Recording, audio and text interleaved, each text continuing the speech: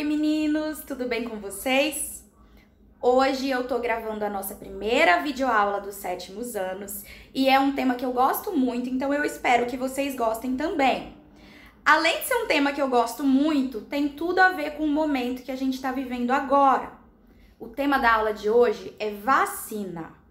Antes da gente entender como que as vacinas funcionam, eu vou contar uma historinha para vocês. No século XVIII, estava tendo epidemias de uma doença chamada varíola.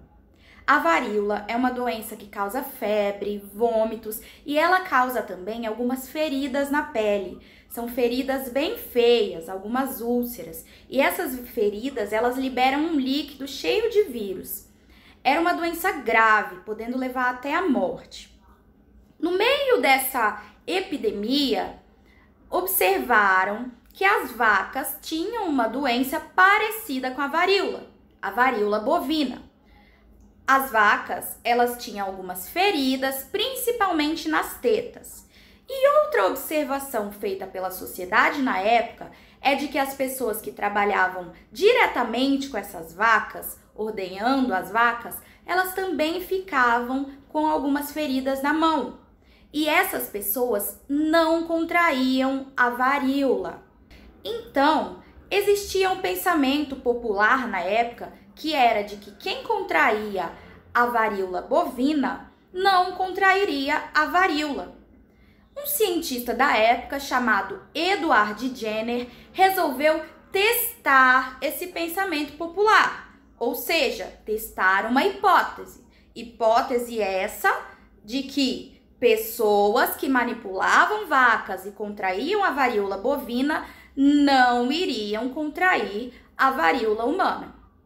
Como que ele fez isso? Ele resolveu então pegar uma pessoa e contaminar com a varíola bovina. Esperar um tempo, esperar a pessoa se recuperar e depois contaminar com a varíola humana, para ver qual seria o resultado. Para fazer isso, Jenner escolheu uma criança. Por que uma criança? Porque se fosse uma pessoa adulta, talvez o resultado final poderia ter interferência de algo que a pessoa viveu durante a vida. Contato com outro tipo de doença, por exemplo. Então, ele abriu uma ferida na criança, foi lá na vaca, pegou o líquido virulento das feridas da vaca e contaminou essa criança.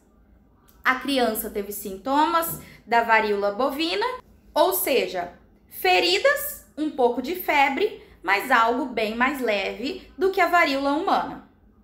Esperou essa criança se recuperar e aí, de novo, foi lá na criança e contaminou com o líquido, só que dessa vez de uma ferida humana, de uma pessoa contaminada com varíola.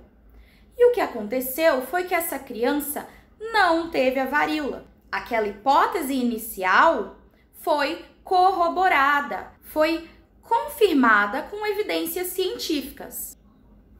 Daí é que surgiu a primeira vacina.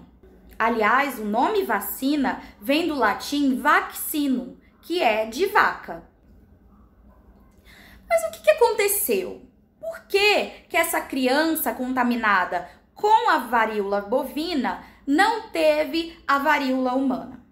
O que acontece é que quando uma pessoa entra em contato com um vírus, o nosso próprio organismo cria defesas.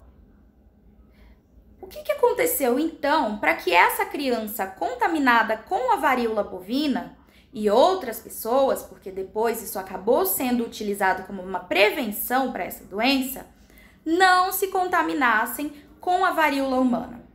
Acontece que quando a gente entra em contato com um vírus ou com um outro agente infeccioso, o nosso próprio organismo cria defesas. O nosso próprio organismo produz anticorpos. E esses anticorpos, eles funcionam para expulsar esse micro-organismo, esse vírus, no caso da varíola.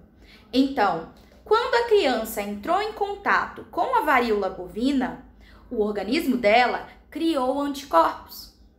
Depois, no momento que essa criança entrou em contato com a varíola humana, que era um vírus muito parecido com o vírus que causava a varíola bovina, o organismo já sabia como se defender desse vírus.